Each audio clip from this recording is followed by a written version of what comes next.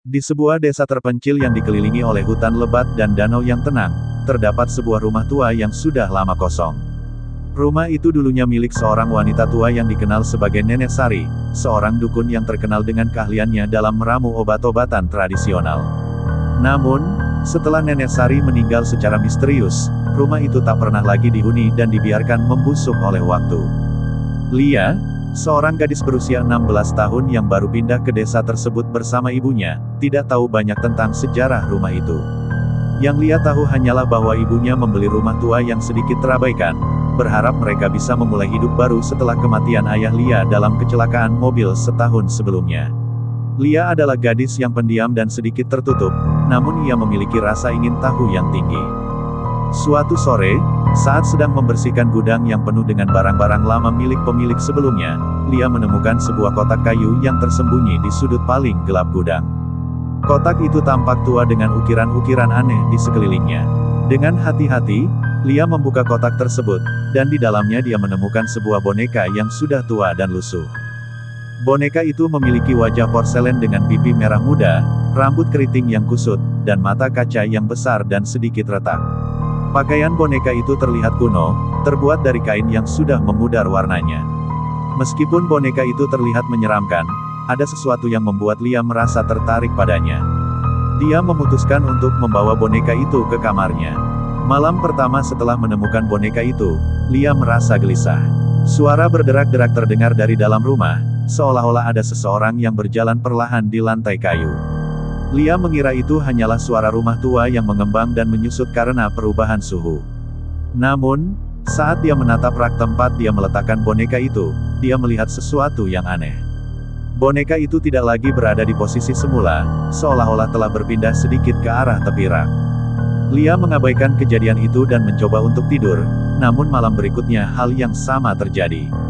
Setiap kali dia menutup mata, dia merasa seperti diawasi. Dan setiap kali dia membukanya, boneka itu tampak semakin mendekat ke tempat tidurnya. Hingga akhirnya, pada malam ketiga, boneka itu berpindah dari rak dan duduk di kursi di samping tempat tidur Lia, menatap langsung ke arahnya dengan mata yang retak. Lia mulai mengalami mimpi-mimpi buruk yang sangat nyata. Dalam mimpinya, dia melihat Nenek Sari, pemilik asli boneka itu, berdiri di sudut kamarnya, berbisik kepadanya dalam bahasa yang tidak dimengerti. Nenek Sari tampak marah dan tersiksa, mengulangi satu kalimat berulang kali, boneka ini bukan mainan, boneka ini adalah penjara. Lia terbangun dengan keringat dingin dan mendapati boneka itu duduk di atas dadanya, wajahnya yang porselen tampak lebih hidup dari sebelumnya. Dia mencoba untuk berteriak, tapi suaranya tercekat di tenggorokan. Boneka itu, dengan suara pelan dan serak, berkata, "Aku ingin bermain, Lia. Kau tak bisa lari." Keesokan harinya, Lia menceritakan semuanya kepada ibunya. Ibunya, yang khawatir melihat putrinya yang mulai tampak pucat dan kurang tidur, memutuskan untuk membuang boneka itu. Mereka membuang boneka itu ke sungai yang mengalir di dekat rumah mereka, berharap semua hal aneh akan berhenti. Namun, malam itu juga, ketika Lia masuk ke kamarnya, dia menemukan boneka itu kembali duduk di rak, dengan pakaian yang basah dan rambut kusut yang meneteskan air. Kali ini, boneka itu tampak lebih menyeramkan, dengan mata yang bersinar merah dalam kegelapan. Lia merasa panik dan mencoba membuang boneka itu lagi, namun selalu kembali, lebih cepat dari sebelumnya. Suatu malam, Lia memutuskan untuk mengakhiri semua ini. Dia membawa boneka itu ke hutan, tempat paling dalam yang bisa dia temukan, dan menguburnya di bawah pohon besar. Lia menggali lubang sedalam mungkin dan menutupinya dengan batu-batu besar, memastikan boneka itu tidak akan bisa keluar. Namun, pada saat Lia kembali ke rumah, dia menemukan pintu kamarnya terbuka. Dengan tangan gemetar, dia berjalan ke arah pintu, dan ketika dia menyalakan lampu, dia terkejut melihat boneka itu sudah duduk di tempat tidurnya, dengan senyum lebar terukir di wajahnya yang retak.